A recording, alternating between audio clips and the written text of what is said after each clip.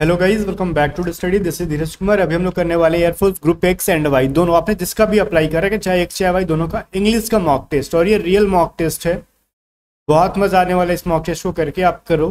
100% मैं कह रहा हूँ, इस मॉक टेस्ट से सेम पैटर्न के क्वेश्चंस आपके एग्जाम में आने वाले हैं। 100% इंग्लिश की आप धजिया उड़ा के आने वाले हो। अगले 10 दिन तक मेरे साथ बने रहो, ठीक है? टेंशन वाली कोई बात नहीं है। 20 में 20 नंबर लाते ना, 20 में 21-22 लाओगे, वो भी पॉसिबल है। पिछली बार लाए थे बच्चे, नॉर्मलाइजेशन का खेल था। अभी आ जाओ, पहला क्वेश्चन क्या कह रहा है। I haven't seen you dash a week. मैंने तुम्हें एक सप्ताह से नहीं देखा। चलो बहुत बढ़िया है, नहीं देखा तो हम क्या कर सकते हैं। तो गाइस, यहाँ पे जब भी हम बोलते हैं ना डैश अ वीक, तो एक फ्रेज याद रखना, कहते हैं for a week, since a week नहीं, ठीक है? For a long time, for a long time, या फिर फॉर अ लॉन्ग। इन सब के साथ हमेशा फॉर यूज होता है, ना कि सिंस। तो करेक्ट आंसर क्या हो जाएगा? I haven't seen you for a week, मतलब तुमको मैंने एक सप्ताह से नहीं देखा है। आगे बात समझ में? ओके जनाब, देखो, अगर आपकी वोकैबलरी में कोई प्रॉब्लम चल रहा है या फिर इंग्लिश में बहुत ज़्यादा प्रॉब्लम चल रहा है, तो आप हमारी पीडीएफ्स को बाई करके पढ़ो, एग्जाम से पहले बहुत हेल्प मिलेगा। जैसे कि अभी हमारे देखो वोकैबलरी की पीडीएफ है, ठीक है? वोकैब में हमने क्या किया ना, completely idiom, one word, synonyms, antonyms, spelling mistakes, वो सब इंक्लूड कर दिया। टोटल 700 वोकैब है। आप अभी कुछ भी नहीं कर पाओगे, तो इसके इडियम और वन वर्ड को पूरा रट जाओ एग्जाम से पहले। 2 नंबर तो यहाँ से, 2-3 नंबर तो आपके आने ही। अगर एक बार पूरा पढ़ लेते हो तो जितना वोकैब आएगा 70-80% चीजें आपको यहाँ से बन जानी है, ठीक है? आप बाई करने के लिए व्हाट्सअप करोगे 7279047787, और वोकैबलरी ही क्यों, देखो, जब कंटेंट बहुत ज्यादा वीवीआई हो ना, चीजें बहुत ज्यादा वीवीआई हो, तो पूरी चीजें लेके पढ़ो। लाइफ में बहुत ज्यादा खर्च किए होगे, 100-150 अपने लाइफ पे खर्च करो, ठीक है? करियर के लिए। मैथमेटिक्स वाई ग्रुप की है, वाई ग्रुप की मैथ की हमने वीडियो सॉल्यूशन भी डाल रखी है पीडीएफ के अंदर, लिंक। पूरा चैप्टर वाइज मैथ है। इनको एग्जाम से पहले 2 बार बना लो। 99% 95% चीजें सेम पैटर्न पे आएगी आपके एग्जाम में, मैं गारंटी देता हूँ आपको। इसके अलावा जो हमारा करंट अफेयर का भी पीडीएफ हमने बनाया, करंट अफेयर को बहुत ही डिटेल में ले जाके बनाया है। स्पोर्ट्स के ऊपर, मिलिट्री एक्सरसाइजेज, नोबेल प्राइजेस, जितने भी अवार्ड्स हैं, ऑस्कर है, अवार्ड्स, इंटरनेशनल अवार्ड्स, जितने भी सबमिट्स हुए हैं अभी रिसेंट में, सीएम एंड गवर्नर जितने भी चेंज हुए हैं, ऐसे बहुत सारे टॉपिक्स हमने करंट अफेयर की पीडीएफ में डाले हैं, और आपके एग्जाम में आने की बहुत हाईली पॉसिबिलिटी है। और बहुत अच्छे से पॉइंट बना बना के हमने लिख दिया है। अब इन सबको बाई करने के लिए आपका एक ही काम होगा कि आप व्हाट्सअप करोगे हमको। और इसके साथ साथ जो हमारी रीजनिंग की पीडीएफ है ना, इसका आंसर भी, सॉल्यूशन भी पीडीएफ के अंदर 100% गारंटी दे रहा हूँ। 15 क्वेश्चन आएंगे ना, तो 15 में 15 सेम पैटर्न की पीडीएफ से हमारे क्वेश्चन आने वाले हैं। वर्बल 10 आते हैं, एकदम 10 के 10 हमारे सेम पैटर्न पे, क्योंकि हमने एक भी पैटर्न छोड़ा ही नहीं पीडीएफ के अंदर। पूरा प्रैक्टिस कर डालो, छोड़ दोगे इस बार के एग्जाम को। अभी बाई करो व्हाट्सअप करके 7279047787 कह रहा है कि हमको पीडीएफ खरीदना है, पैसा बताओ कितने का। पैसा फेंक के मारो, पीडीएफ फेंक के मिलेगा आपको। और ताव पे पूरा बना के जाओ एग्जाम से पहले, गारंटी ले लो, आप एग्जाम में बहुत कंफर्टेबल फील करोगे, लगेगा कि सब कुछ पढ़ा हुआ आपके सामने आ रहा है। बाकी आपकी स्पीड के ऊपर भी डिपेंड करता है कि आप कितना प्रैक्टिस करते हो। बाकी सेकंड क्वेश्चन देखो क्या है। अ नंबर ऑफ रिफ्यूजीज, ठीक है? रिफ्यूजीज मतलब शरणार्थी, जो शरण लेने वाले हैं, ठीक है? Dash been turned back at the border, ठीक है? अब कहाँ बॉर्डर पे गए, कहाँ गए, उसे कुछ मतलब नहीं है। फर्स्ट ऑफ ऑल यहाँ पे अपने को एक्सिलरी वर्ब फिल करना है। हैज, हैव, आर और इज में अ नंबर ऑफ के साथ क्या यूज करें। देखो, पहली बात तो यहाँ पे समझ में आ रहा है, बीन आया है, तो ऑब्वियसली आर प्लस में बीन नहीं होता है, इज प्लस में बीन होता ही नहीं है। अगर पैसिव भी बनाएंगे ना, तो इज के बाद बींग लगता है प्रेजेंट कंटिन्यूअस टेंस में। आर के साथ प्रेजेंट कंटिन्यूअस टेंस में पैसिव वॉइस के अंदर बींग लगता है, ना कि बीन लगता है। तो ये तो खैर रहन दो, बी एंड डी को एलिमिनेट करो, साइड हटाओ, ये तेरे से बस की बात नहीं है, तू हट जा। अब बचा ए में और सी में, क्या करें सर? अब यहाँ पे है अ नंबर ऑफ, तो ए देख के लग जाता है ना कि सिंगुलर होगा, तो हम हैज फिल करके अपने को इसका गलत आंसर करके हमको मिल जाता है 0.25 माइनस में, और हमारे जो सही नंबर आए होते हैं उसमें से भी कट जाता है हमारा मार्क्स। तो सर ऐसे कैसे हो गया, ये प्लूरल कैसे हो गया? सुनो, हम 2 चीजें बता रहे हैं आपको। ये एक होता है अ नंबर ऑफ, ठीक है? और second is that the number of.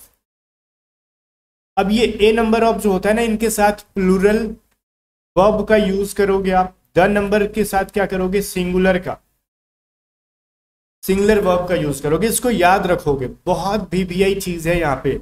अब अ नंबर ऑफ जब हो गया आपका प्लूरल, तो फिल कर दो यहाँ पे हैव, क्या दिक्कत? कोई दिक्कत नहीं होनी चाहिए। आगे बढ़ते हैं। कह रहे the police didn't believe the victim as is history as his story not history. Story didn't dash. देखो एक चीज है यहाँ पे फ्रेजल वर्ब बनाना है। Backup, breakup. ब्रेकअप का मतलब समझते हो क्या होता है? किसी से अलगाव हो जाना, ठीक है, आप सबको पता होगा। बैकअप का मतलब होता है सपोर्ट के तौर पे। एडअप का मतलब होता है सच लगना, ठीक है। अपील टू का मतलब समझ रहे हो, किसी से अपील कर रहे हो आप, रिक्वेस्ट के टाइप पे बोलते हैं उसको। तो आप बताओ मेरे को क्या फील करे? मैंने सबका हिंदी बता दिया होगा। तो पुलिस डिडंट बिलीव, पुलिस ने बिलीव ही नहीं किया, विश्वास ही नहीं किया किस चीज पे भैया? द विक्टिम, जो विक्टिम है उसके ऊपर उसने से क्या कर दिया? As his story. अब जो उसकी स्टोरी है, मतलब कहानी जो है उसकी, डिडंट डैश। अब उसकी कहानी जो सच नहीं लग रही होगी तभी तो विश्वास नहीं किया ना। तो सच लगने वाला अर्थ कौन सा? एडअप, सच प्रतीत होना। तो यहाँ पे डिडंट एडअप मतलब सच नहीं प्रतीत होना। करेक्ट आंसर सी बच गया। तो सारे फ्रेजल वर्ब के हिंदी भी जानना कभी कभी इंपॉर्टेंट हो जाते हैं। नहीं भी आता तो एक क्वेश्चन छोड़ देने में भी भलाई होता है, तुक्का मारने से अच्छा है। कह रहा है which one of the following word, मतलब यहाँ पे करेक्टली इस वर्ड चुनना, ठीक है, उतना क्या पढ़ना, लिखा सीधे सीधे। करेक्टली स्पेल्ड वर्ड बताओ यहाँ पे सही, मतलब कहने का मतलब कमीशन का कौन सा सही स्पेलिंग है, ये चीज बताओ आप। तो कमीशन के अंदर आपको एक चीज याद रखना है। कमीशन के अंदर ना हमको याद ये रखना है कि डबल एम होता है और डबल एस भी होता है। अच्छा सर ठीक है। तो कमीशन हम जब बोल रहे हैं तो सी डबल एस के बाद आई आएगा, कमी, और मतलब एम के बाद भी आई और सी, कमीशन। तो सन कब बोलते हैं? या तो टी आई ओ एन या फिर एस आई ओ एन। तो यहाँ पे टी आई मतलब टी आई ओ एन, इसको भी सन पढ़ते हैं। एस आई ओ एन इसको भी सन पढ़ते हैं जब लास्ट में हम लोग ऐड करते हैं। तो टी आई ओ से तो कोई ऑप्शन में है ही नहीं, बचा कौन सा? S I O N. और हमने कहा कि डबल एम और डबल एस आना। तो डबल एम डबल एस किस में है? देखो ये डबल एम तो है लेकिन सिंगल एस है, तो ये नहीं होगा, और इसमें सिंगल सिंगल है। तो इन दोनों में देखो क्या है, डबल एम तो है बट एस के बाद आई नहीं है, कहानी खत्म, बचा ये। आगे बढ़ते हैं। आगे देखो, हाँ ये क्या कह रहा है? To hold something in leash, एक ईडियम है, किसी चीज को होल्ड करके रखना। इसका मतलब होता है किसी चीज पे अंकुश लगा देना, ठीक है। हिंदी समझ में आती होगी तो समझ गया होगे, रेस्ट्रेन कर लेना, ठीक है। एक तरीके से प्रतिबंधित करने के अर्थ में होता है। वन वर्ड रटो, इडियम्स रटो, तभी कुछ होगा। कह रहा है एक वन वर्ड सब्स्टिट्यूशन है, one who believes in no government and therefore incites, ठीक है, डिसऑर्डर इन अ स्टेट। मतलब कह रहा है कि कैसा इंसान जो विश्वास करता हो कि किसी स्टेट में कोई भी सरकारें ना हो, वहां पे सरकार नहीं होगी तो फिर देश कैसे चलेगा, उसको कहते हैं अराजकता। अराजकता, जहां पे कोई सरकार नहीं होती है और जो ऐसा सोचता है कि कोई भी सरकार ना हो उसको कहते हैं अराजक, ठीक है। मतलब इसको इंग्लिश में कहते हैं एनार्ची और इसको इंग्लिश में कहते हैं एनार्चिस्ट, ठीक है। अब जो इंसान सोच रहा है उसको हम लोग एनार्चिस्ट कहते हैं। जैसे कोई स्पेशल चीज हो, किसी चीज में कोई स्पेशल करता है तो उसको स्पेशलिस्ट कहते हैं। जैसे मान लेते कोई आंखों का स्पेशलिस्ट है तो बोलते हैं कि वो आईज स्पेशलिस्ट है, तो वो पर्सन हो गया, LIST आ गया लास्ट में, तो वो पर्सन। तो यहाँ पे वन हु बिलीव्स का मतलब कोई इंसान ही सोचेगा, तो वो इंसान के बारे में पूछ रहा है तो उसको कहते हैं नार्सिसिस्ट। तो करेक्ट आंसर क्या है? नार्सिसिस्ट। बट ऐसा कहेगा ना, वन हु बिलीव्स को हटा के कहेगा ना कि मान लो a situation in which no government, ठीक है, तो उस सिचुएशन को कहते हैं एनार्ची। ऐसा सिचुएशन जहाँ पे कोई सरकार ना हो उसको कहते हैं अराजकता, एनार्ची, ठीक है।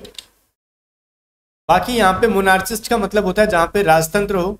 नक्सलाइट का मतलब पता ही है, मतलब वो नक्सल टाइप का, माओवादी टाइप के लोग।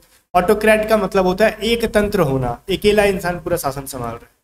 क्लियर है?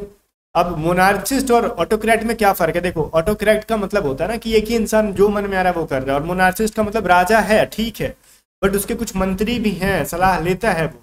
और ऑटोक्रेट है ना कि वो मंत्री सब बाहर के लिए, उसका जो मन में आएगा वही करेगा, ठीक है, फर्क होता है। तो यहाँ पे करेक्ट आंसर डी है। अब देखो 7 नंबर है, 7 एंड 8 देखो साथ में देखो। वन क्या कहते हैं इसको? स्पॉटिंग एरर कॉमन एरर के क्वेश्चन है।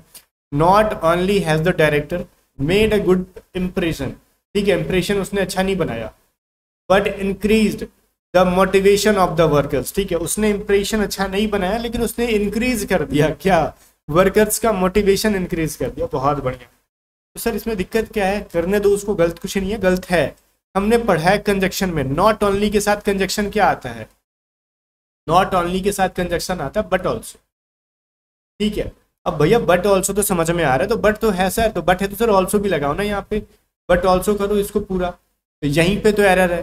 तो यहाँ पे समझ में आ रहा है सी में यहाँ पे क्या होना चाहिए था, बट के साथ ऑल्सो का यूज होना चाहिए था, जिसको हम लोग कहते हैं नॉट ओनली बट ऑल्सो। कि ना ही देखो कह रहा है ना ही सिर्फ उसने यहाँ पे मेड अ गुड इंप्रेशन, मतलब उसने अच्छा इंप्रेशन बनाया, नॉट नहीं है मतलब ना ही सिर्फ उसने क्या कहते हैं किसने डायरेक्टर ने अच्छा इंप्रेशन बनाया, बल्कि उसने वर्कर्स का मोटिवेशन भी हाई कर दिया, मतलब इंक्रीज कर दिया।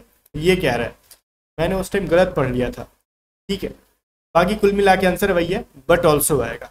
द कह रहा है द एंटीडोट, एंटीडोट का मतलब क्या होता है, must be administrated 2 times in a day. Antidote का मतलब होता है ना, देखो 2 वर्ड्स होते हैं, एनिकडोट और एक होता है एंटीडोट। एंटीडोट मतलब जहर का नाशक, ठीक है। जैसे कोई मान लो विषैला चीजें फैल गई हैं आपके बॉडी के अंदर, तो एंटीडोट देंगे ताकि उस जहर को काटा जा सके। और एक होता है ना कि हम एनिकडोट, एनिकडोट का मतलब होता है किस्सा, लोग किस्सा कहते थे ना, कहानियां, उसको एनिकडोट कहते हैं। तो भूलना मत इन दोनों में फर्क। अब यहाँ पे क्या गलत है, तो ये twice 2 times in a day नहीं होता है, ट्वाइस अ डे कहो या फिर 2 टाइम्स अ डे होता है, ठीक है। इनका यूज नहीं होता है, या फिर ट्वाइस अ डे कहो, इसको जो भी कहे ठीक है यहाँ पे, लेकिन इनका यूज गलत है, ठीक है। गलत जगह प्रीपोजिशन घुसा दिया उन्होंने। 9 नंबर है सिनोनिम ऑफ मैसिव। मैसिव का मतलब होता है बहुत बड़ा। मैसिव का सिनोनिम क्या हो जाएगा, बहुत बड़ा के अर्थ में ह्यूज, ठीक है। ह्यूज का मतलब होता है बहुत बड़ा। लमसम का मतलब होता है छोटे छोटे अमाउंट में। स्ट्रॉन्ग का मतलब मजबूत। लिटिल का मतलब सबको पता है कि छोटा होता है। ह्यूज का मतलब होता है बहुत बड़ा। पैसिफाई का मतलब होता है शांत कर देना। अच्छा, इसका सिनोनिम पूछा था ना, हाँ इसका भी सिनोनिम पूछा है। पैसिफाई का मतलब होता है शांत कर देना। तो शांत करने के अर्थ में क्या होता है, काम कर देना। काम नहीं, काम काम मतलब इसके अंदर एल साइलेंट है, ठीक है। एल को कल में नहीं पढ़ते हैं, इसको काम ही पढ़ते हैं। करेक्ट मतलब हो गया क्या इसका, शांत करने के अर्थ में। आगे देखो, फॉरमोस्ट का मतलब क्या होता है, महत्वपूर्ण, महत्वपूर्ण। फॉरमोस्ट का मतलब होता है, ठीक है। और एक चीज होता है फर्स्ट एंड फॉरमोस्ट में, यही फर्क होता है। फर्स्ट का मतलब होता है पहला और फॉरमोस्ट का मतलब होता है महत्वपूर्ण, इंपॉर्टेंट। अब इसका एंटोनिम क्या हो जाएगा, उल्टा क्या हो जाएगा, अनइम्पॉर्टेंट, जो चीजें इंपॉर्टेंट नहीं है। चलो फिर 12 नंबर कह रहा है टेरिबल। टेरिबल का मतलब होता है भयानक। अब भयानक का वो चीज होता है ना जिसे देखने में भयानक है, डर लग रहा है, वैसी चीजें जिसको देखे डर नहीं लग रहा, हमको अच्छा लग रहा है। हॉरिबल तो ऐसी होता है हॉरर मूवी, मतलब भूताहा। तो भूताहा चीजें देख के तो खुश नहीं होता होगा, डर ही लगेगा। स्केयरिंग का मतलब होता है भय होना, स्केयर मतलब डर ही होता है। फ्राइटेंड का मतलब भी डर होता है। तो ये सब के सब इनके सिनोनिम्स है। तो सोथिंग का मतलब होता है जिसको देख के थोड़ी सी खुशी मिले, ठीक है। तो लिख लेना, टेरिबल का मतलब भयानक लगना, सोथिंग का मतलब थोड़ा सा आनंदनीय, ओके ना, जिसको देख के खुशी मिले। तो उल्टा पूछ रहा था आपसे, ये एक्टिव पैसिव पूछ रहा आपसे। Our task had been completed before sunset. देखो अब यहाँ पे हैड बीन है, तो ऑलरेडी ये है ना पैसिव में है, तो इसका एक्टिव कैसे बनेगा। तो हैड बीन की जगह पे बीन हटा के हैड प्लस में B3 कर दो। तो हैड प्लस में B3 कहाँ पे, देखो ये जो चीज है इसमें गलत है, ये नहीं है। ये तो पास्ट इंडिफिनिट में, पास्ट परफेक्ट में करना था। तो ये है प्लस में B3, प्रेजेंट परफेक्ट में गलत है ये। अब ये क्या कह रहा है, वी कंप्लीट, तो ये प्रेजेंट इंडिफिनिट में, तो we had completed, correct answer D हो जाएगा। बिकॉज ये पास्ट परफेक्ट में हमको चाहिए था हैड प्लस में B3, तो had plus completed is option number D. 14 number कह रहा है did you see the cricket match, sorry शुरू से पढ़ते। Kiran asked me did you see the cricket match on the television last night. क्या तुमने, किरण ने मुझसे पूछा क्या तुमने लास्ट रात को वो देखा क्या, क्रिकेट देखा टीवी पे। हमने नहीं देखा भैया, हम नहीं देखते, बट कोई दिक्कत नहीं है, नरेशन में बताओ। अब ये आस्क मी का सवाल पूछ रहा है, तो आस्क ही रहने दो पास्ट फॉर्म में। तो किरण आस्क मी सबके अंदर है।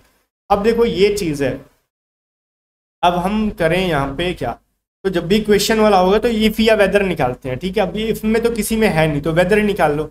अब सी नहीं होगा, क्यों, क्योंकि डिड से स्टार्ट है। जब भी एक्सिलरी वर्ब दिख गया आपको पहले इंट्रोगेटिव सेंटेंस से, तो हमको इफ या वेदर से बनता है। तो whether A, B and D के अंदर है, ठीक है। अब डिड यू है ना पास्ट इंडिफिनिट, तो ये पास्ट परफेक्ट में जाएगा, चेंज करते हैं नरेशन के अकॉर्डिंग। तो ये पास्ट इंडिफिनिट में छोड़ दिया भैया, गलत है। ए नंबर तो ऐसे भी गलत है, पास्ट इंडिफिनिट में छोड़ दिया इनको। अब देखो B एंड D का देख लो। B एंड D में क्या है, देखो I had seen the cricket match on television at night. अब ये एट नाइट कहाँ से आ गया, लास्ट नाइट के बारे में पूछ रहे हैं। तो लास्ट नाइट को लास्ट नाइट में छोड़ दो, ज़्यादा छेड़छाड़ नहीं करते, काम गड़बड़ हो जाएगा। आगे बढ़ो। 15 नंबर कह रहा है फाइंड द करेक्टली वर्ड, ठीक है। इसमें एडुलेशन का पूछ रहा है, सही वर्ड क्या हो जाएगा। एडुलेशन का मतलब होता है चापलूसी करना, ठीक है। तो करेक्ट यही है, चापलूसी करना लिख लो हिंदी इसका, चापलूसी करना, ठीक है। फ्लैटरिंग करना, एडुलेशन का करेक्ट स्पेलिंग ये है। बाकी गाइस जाने से पहले कमेंट करके बताओ आपने कितने स्कोर किए, सही किए। बाकी हाँ, सारे PDFs का लिंक डिस्क्रिप्शन में, या फिर आप व्हाट्सअप करो 7279047787 और फोड़ दो इस बार एग्जाम को प्रैक्टिस कर करके। मिलते हैं नेक्स्ट वीडियो में, तब तक के लिए बाय बाय।